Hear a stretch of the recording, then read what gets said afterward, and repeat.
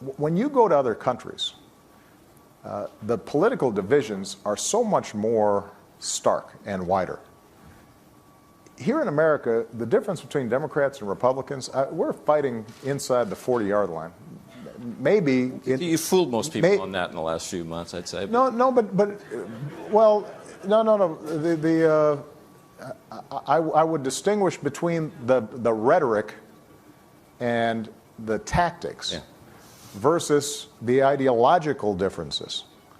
I mean, in most countries, you've got people call me a socialist sometimes, but no, you got to meet real socialists. You'll have a sense of what a socialist is. When I talk about democratic socialism, I'm not looking at Venezuela. I'm not looking at Cuba. I'm looking at countries like Denmark and Sweden. We're capitalist.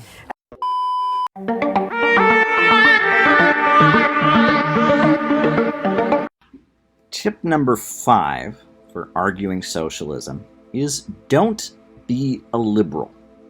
Right? Most of the people that are fired up against communism and socialism or accusing people they don't like of being socialists and think socialism is the greatest evil are Republicans or libertarians or they're right-wingers, right?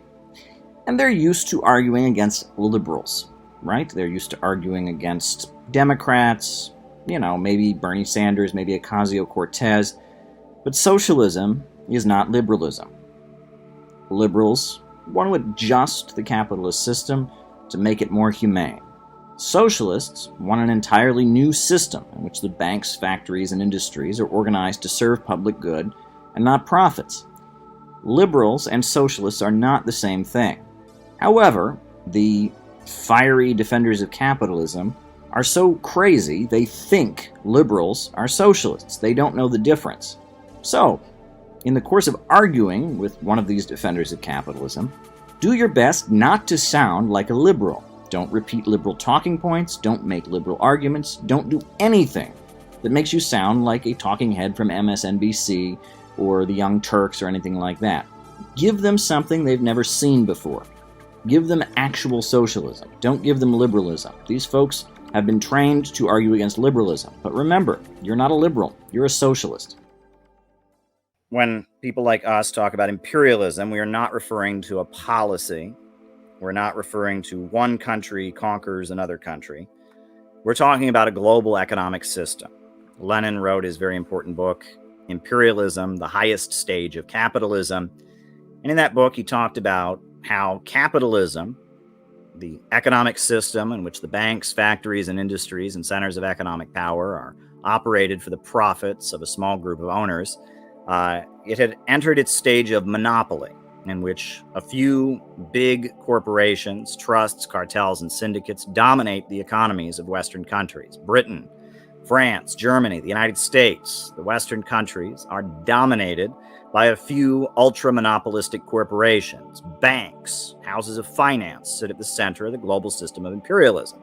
And Lenin lays all of this out there in his book, Imperialism, the Highest Stage of Capitalism. We are living in the era of monopoly capitalism, imperialism. Around the world, imperialism is holding back economic development. It's keeping the people of the world poor so that Wall Street and London can stay rich. It is preventing countries from developing their own industries, keeping them in states of chronic poverty and dependency, so that huge multinational corporations can reap in super profits. It is a global economic order. And when a country breaks out of imperialism, when you have a country like Cuba or Venezuela or Iran or Russia or China, when a country breaks out of imperialism, they become the target of imperialist attack. Wars are waged to enforce this economic system of imperialism. Troops are sent in to crush independent governments that might emerge. Sanctions are imposed on countries as economic warfare. The USA loved Russia when it was deeply impoverished, but when Russia broke free with the Bolshevik Revolution in 1917, started raising itself up out of poverty, the imperialists couldn't stand Russia. We had the Cold War. The imperialists loved China when China was poor, but when China broke free with the Chinese Revolution led by Mao Zedong, at that point they hated China. The USA has done everything it can to crush Russia and China because they're competitors. Because now Russia has raised itself out of poverty. It's lifted its people up. It's, industrialized. It's wiped out illiteracy, prevented space travel.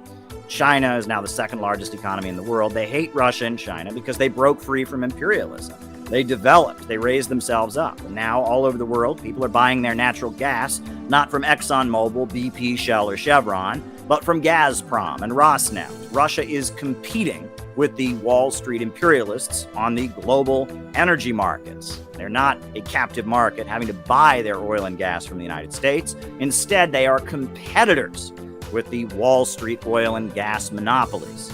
And China, instead of being dependent and having to import cell phones from the United States, they built Huawei Technologies, the biggest telecommunications manufacturer in the world. And they're competing with Apple and Samsung and Western companies and Verizon in telecommunications. They don't have to import their steel from the United States or from German steel companies. Instead, China makes half the steel in the world, and people around the world are buying their steel from China. The imperialists don't want any competitors. They want the world to remain poor so that they can sit at the top as monopolies.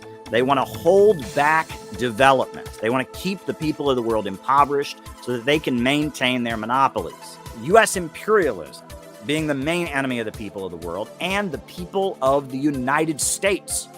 Mao Zedong said imperialism is oppressing the people at home, and that the people of the United States will gain their liberation by standing arm in arm with the people of Africa and Asia and Latin America against the imperialists. This is Marxism-Leninism, that the same big banks and corporations that set up the prison industrial complex are the same big banks and corporations that colonize and exploit people in Africa. That the same big banks and pharmaceutical companies that set up the opioid epidemic and made billions of dollars pushing doctors to overprescribe medications. These same big banks and corporations are dominating the world, preventing countries around the world from developing their own pharmaceutical industries, maintaining a captive market over the control of drugs and medical supplies. That the same big corporations that profit from these wars to tear down independent countries are the same corporations that are pushing the U.S. government to send young men from Ohio and Pennsylvania and Texas to go and get shot in Afghanistan or in Iraq or in Libya or in Syria for the profits of big banks and corporations. That it is in the interests of the American people to struggle against imperialism.